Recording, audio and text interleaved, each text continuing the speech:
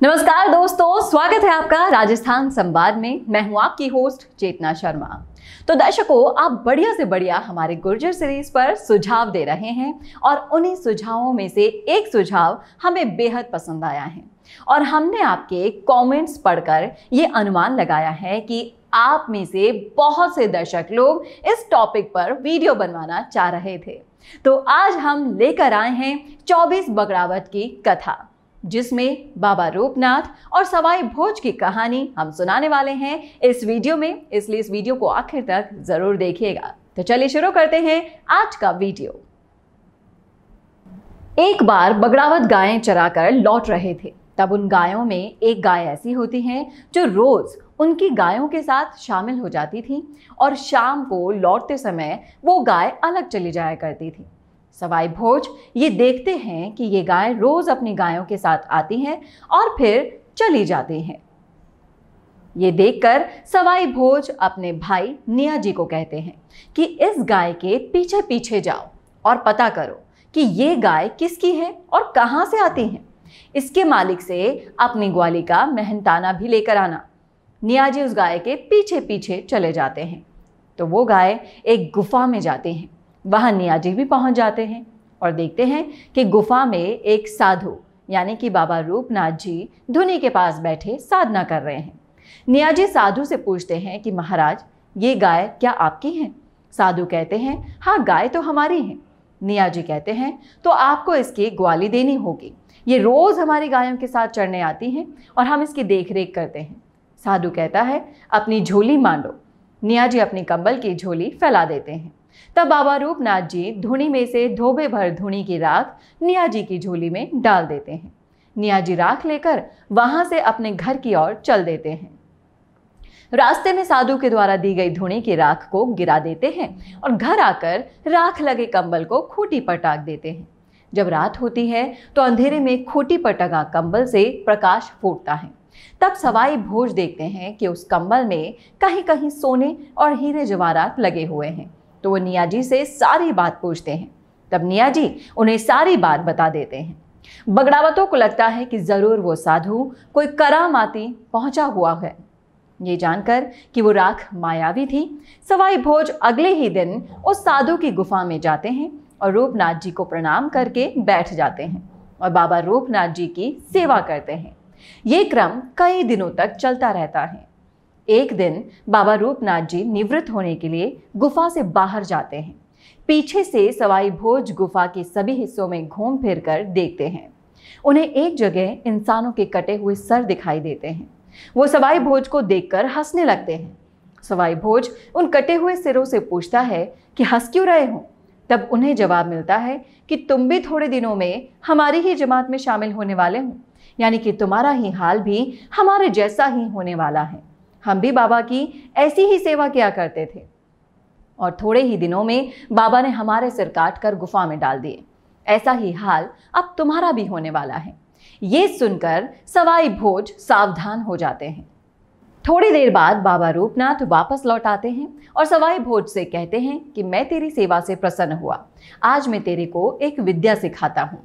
सवाई भोज से एक बड़ा कढ़ाव और तेल लेकर आने के लिए कहते हैं।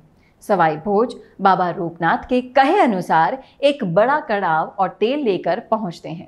बाबा कहते हैं कि अलाव यानी कि आग जलाकर कढ़ाव उस पर चढ़ा दे और तेल कढ़ाव में डाल दे।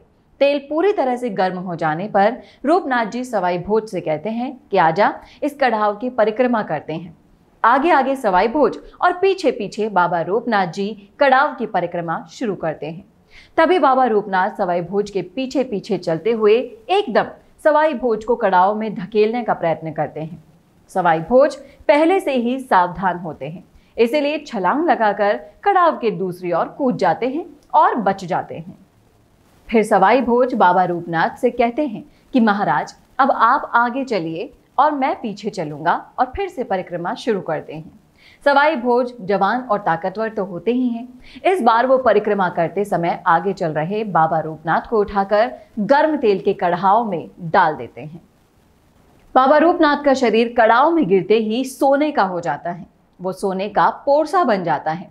तभी अचानक आकाश से आकाशवाणी होती है कि सवाई भोज तुम्हारी 12 वर्ष की काया है और 12 वर्ष की ही माया है, यानी कि 12 साल की ही बगड़ावतों की आयु है और बाबा रूपनाथ की गुफा से मिले धन की माया भी 12 साल ही तुम्हारे साथ रहेगी। और एक आकाशवाणी ये भी होती है कि ये जो सोने का पोरसा है, इसको तुम पाँव की तरफ से काटोगे तो ये बढ़ता चला जाएगा और यदि सर की तरफ से काटोगे तो ये घटता चला जाएगा। इस धन को तुम लोग खूब खर्च करना, दान पुण्य करना। सवाई भोज को बाबा रूपनाथ की गुफा से भी काफी सारा धन मिल जाता है, जिनमें एक जय मंगला हाथी, एक सोने का खांडा, बुली घोड़ी, सुरह गाय, सोने का पोरसा, कश्मीरी तंबू भी शामिल होते हैं। ये दुर्लभ चीजें लेकर सवाई भोज घर आ जाते हैं। घर आकर सवाई भोज बाबा रूपनाथ और सोने के पोरसे की सारी घटना अपने भाइयों और अपने परिवार वालों को बताते हैं और इस अथाह संपत्ति का क्या करे इस पर विचार करने लगते हैं। इतना सारा धन प्राप्त हो जाने पर सभी बगड़ावत अपना पशुधन और बढ़ा लेते हैं। सभी अपने लिए घोड़े खरीदते हैं और सभी घोड़ों के लिए सोने के जेवर बनवाते हैं। ऐसा कहा जाता है कि बगड़ावत अपने सभी घोड़ों के सोने के जेवर कच्चे सूत के धागे में पिरोकर बनाते थे। उनके घोड़े जब भी दौड़ते थे तब वो जेवर टूट कर गिरते रहते थे और वो दोबारा जेवर बनवाते रहते थे। आज भी ये जेवर कभी कभी बगड़ावतों के गांवों के ठिकानों से मिलते हैं। बगड़ावत खूब जमीन खरीदते हैं और अपने अलग अलग गांव बसा लेते हैं। सवाई भोज अपने गांव का नाम गोगढ़ा रखते हैं। बगड़ावत काफी धार्मिक काम करते हैं, तालाब और बावड़ियां बनवाते हैं और जनहित में कई काम करते हैं। बगड़ावतों के पास काफी संपत्ति होने से वो काफी पैसा शराब खरीदने पर भी खर्च करते हैं और अपने घोड़ों को भी शराब पिलाते हैं। तो ये थी 24 बगड़ावत की कथा। कैसी लगी आपको कमेंट करके जरूर बताइएगा कमेंट बॉक्स में। और इसके अलावा अगर आपके मन में कोई टॉपिक है तो जरूर शेयर कीजिएगा कमेंट बॉक्स में हमारे साथ। अगर वो सुझाव हमें पसंद आया तो हम उस पर वीडियो जरूर बनाएंगे। धन्यवाद। दोस्तों, हम आपका परिचय करवाना चाहते हैं डिजिटल दुनिया से। जैसा कि आप देख सकते हैं कि पिछले एक दशक में दुनिया बहुत तेजी से बदल रही है। हर चीज डिजिटल हो रही है, चाहे बिल पेमेंट हो, चाहे और कोई भी पेमेंट, चाहे किसी से पैसा लेना हो या फिर फ्लाइट का टिकट लेना हो, सब कुछ धीरे धीरे डिजिटल हो रहा है। लेकिन क्या आपने कभी सोचा है कि इस डिजिटल की ताकत का प्रयोग करके हम कैसे बड़ा पैसा कमा सकते हैं, जैसा कि फेसबुक, व्हाट्सएप, ट्विटर कमा रहे हैं।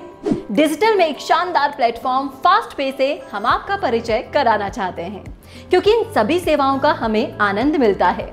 चाहे पैसे का लेन देन हो, चाहे शॉपिंग, बाजार, टिकट, इन सारी चीजों को करते हुए हम इसकी प्राइम मेंबरशिप अगर ले लेते हैं, जिसे हम फ्री में डाउनलोड कर सकते हैं। लेकिन अगर हम प्राइम मेंबर होते हैं तो हमें अलग से एक सुविधाएं मिलती हैं। प्राइम मेंबरशिप के लिए आप ऐप को डाउनलोड करें, इसकी प्राइम मेंबरशिप लें, ढेर सारी सर्विसेज का लुत्फ उठाएं। फिर चाहे मोबाइल बिल हो, चाहे डीटीएच का बिल हो, चाहे बिजली का बिल हो, या फिर चाहे आप सभी दोस्तों की शॉपिंग खुद कर सकते हैं। अच्छी कंपनी के प्रोडक्ट बेहतरीन दामों में। आप होटलों में फ्री ऑफ कॉस्ट भारत के 70 लोकेशंस के 2014 होटल, जहां फ्री आप स्टे कर सकते हैं 2 रात और 3 दिन। ऐसी बहुत सारी सुविधाएं प्राइम मेंबरशिप के अंतर्गत प्राप्त हो रही हैं। आप गांव का लाभ ले सकते हैं और मार्केटिंग कर सकते हैं। तो देर किस बात की, आज ही ज्वाइन कीजिए फास्ट पे, लिंक डिस्क्रिप्शन में है।